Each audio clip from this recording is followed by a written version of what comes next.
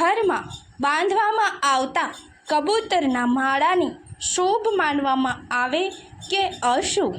જય શ્રી કૃષ્ણમાં જય માતાજી મિત્રો, આજે આપણે આ માહિતી મેળવતા પહેલાં એ જણાવવા માંગીશ કે આ સમયમાં કોઈ વ્યક્તિ એવા નથી કે જેમને પૈસાની જરૂર નથી. સાથે સાથે સૌ કોઈ ઈચ્છે છે કે ઘરમાં હંમેશા સુખ શાંતિ બની રહે, પરંતુ આવું બનતું નથી. કારણ કે આ તમામ બાબતો જેવી કે પૈસાની તંગી, ઘરમાં બીમારી, ધંધામાં બરકત ન હોવી, ઘરમાં પારિવારિક સુખ ન હોવું, આ પાછળ વાસ્તુ દોષ રહેલ છે. એટલા માટે જ દરેક વ્યક્તિ વાસ્તુશાસ્ત્ર મુજબ તમામ કાર્યની શરૂઆત કરે છે.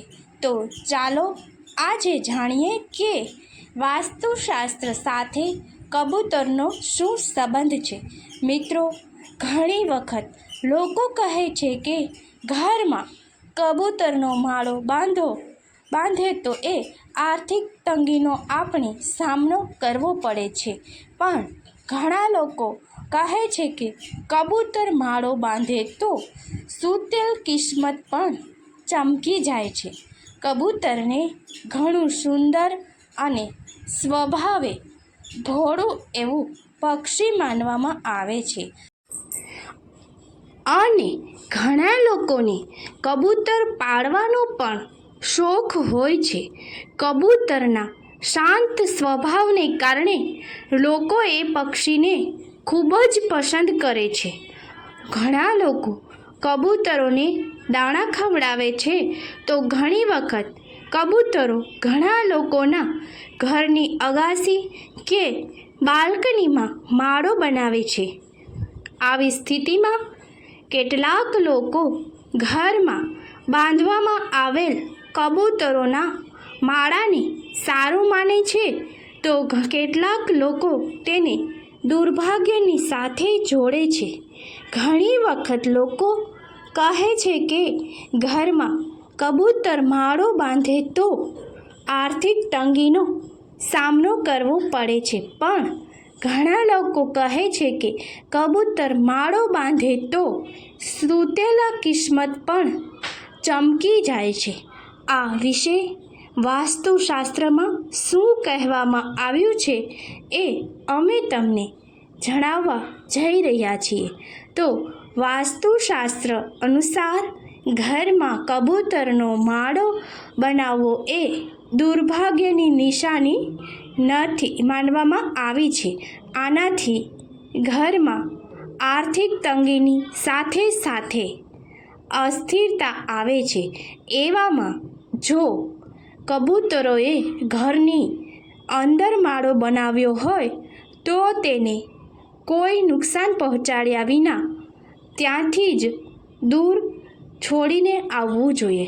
એક બાજુ જ્યાં ઘરમાં કબૂતરોનો માળો અશુભ માનવામાં આવે છે, તો બીજી બાજુ જો ઘરમાં કબૂતર આવે તો તે ખૂબ જ શુભ સંકેત પણ માનવામાં આવે છે. એવું કહેવાય છે કે જે ઘરમાં કબૂતર આવે તો તે ઘરમાં ટૂંક જ સમયમાં મોટી સફળતા મળે છે. આ સાથે જ કબૂતરોને ખવડાવવું એ પુણ્યનું કામ માનવામાં આવે છે અને આ કામ કરવાથી અનેક પ્રકારના ગ્રહ દોષો દૂર થાય છે. એટલા માટે રોજ કબૂતરોને ખવડાવી શકો એવો પ્રયાસ આપણે કરવો જોઈએ. તેનાથી ઘરમાં સુખ શાંતિ અને સમૃદ્ધિ આવશે. સાથે જ સૂતેલ કિસ્મત પણ જાગી જશે.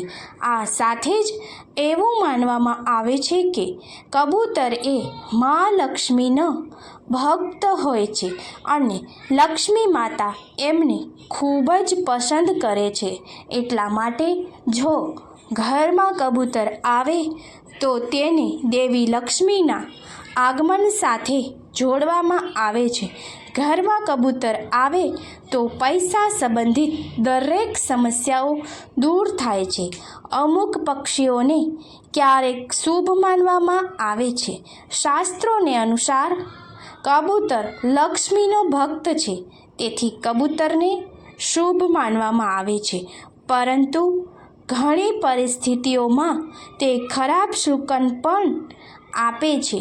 શાસ્ત્રોમાં એવું માનવામાં આવે છે કે જ્યારે કબૂતર માળો બાંધ્યા વિના તમારા ઘરે આવે છે તે ખૂબ જ શુભ સંકેત છે, તેથી જ્યારે તેઓ ઘરમાં તમારા ઘરે આવે ત્યારે તેમને અનાજ ખવડાવો।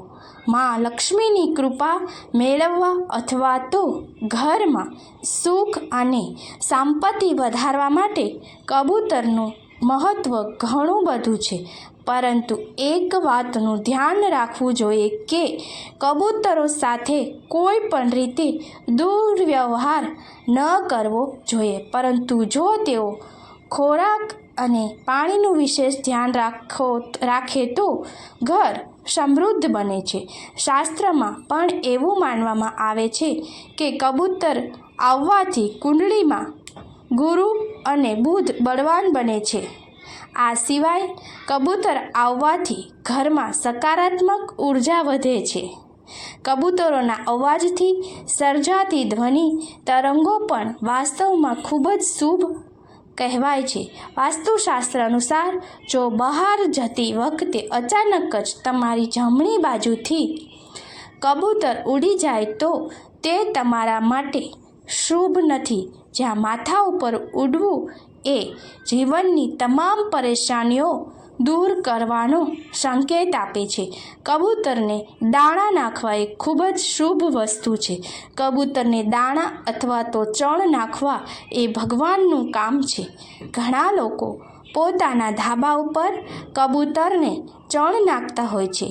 વાસ્તુ મુજબ આ યોગ્ય નથી। આવું કરવાથી શું નુકસાન થઈ શકે છે તે જાણીએ। ઘણીવાર આપણે આપણા જીવનમાં સુખ, સમૃદ્ધિ અને ખુશીઓ લાવવા માટે અનેક પ્રકારના ઉપાયો કરીએ છીએ। આ કેટલાક ઉપાયો ગ્રહોના અને નક્ષત્રોના પર આધારે કરવામાં આવે છે। કેટલાક ઉપાયો જન્માક્ષર અથવા રાશિની તપાસ કરીને કરવામાં આવે છે, તો કેટલાક ઉપાયો એવા પણ છે જે દરેક વ્યક્તિ કરી શકે છે। આવો એક અસરકારક ઉપાય કબૂતરને દાણા ખવડાવવાનો છે।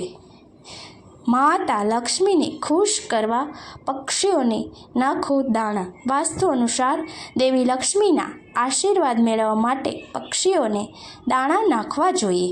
એવું માનવામાં આવે છે કે કબૂતરોને ખવડાવનાર વ્યક્તિ ભગવાનની સેવાનું કામ કરે છે। માન્યતાઓ અનુસાર કબૂતરને ખવડાવવું એ ખૂબ જ શુભ વસ્તુ હોય છે, પરંતુ ધાબા ઉપર કબૂતરને ચણ ન નાખવું જોઈએ। જો આવું કરવામાં આવે તો શાસ્ત્ર મુજબ નુકસાન થઈ શકે છે। ધાબા ઉપર આ કારણોથી ન નાખો દાણા। શાસ્ત્ર અનુસાર જે વ્યક્તિની કુંડળીમાં બુધ અને રાહુનો મેળ અથવા સંયોગ થતો હોય તેણે પોતાના ધાબા ઉપર કબૂતર માટે અનાજના દાણા ન નાખવામાં આવવા જોઈએ। રાહુનો સંબંધ ઘરના ધાબા સાથે જોડવામાં આવ્યો છે, જ્યારે કબૂતરના દાણા નાખવા બુધ ગ્રહનો ઉપાય માનવામાં આવે છે। શાસ્ત્રમાં કહેવાયું છે કે આ સ્થાન પર બુધ અને રાહુનો મેળ અથવા સંયોગ થતો હોય તો વ્યક્તિની માનસિક સ્થિતિ અશાંત થઈ જાય છે। કબૂતરને ધાબા ઉપર દાણા ન નાખવાનું કારણ એ પણ છે કે કબૂતર અનાજ ખાતી વખતે ધાબાને ગંદુ કરી દે છે, તો રાહુનો સંબંધ ધાબા સાથે હોવાનું તો રાહુ દૂષિત થાય છે।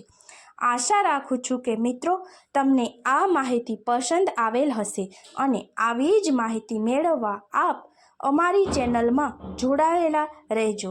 જય મા લક્ષ્મી, જય મા કુળદેવી। આવા અનેક વાસ્તુશાસ્ત્રને લગતા વિડીયો જોવા માટે આપ અમારી ચેનલને લાઈક, શેર અને સબસ્ક્રાઈબ જરૂર કરજો।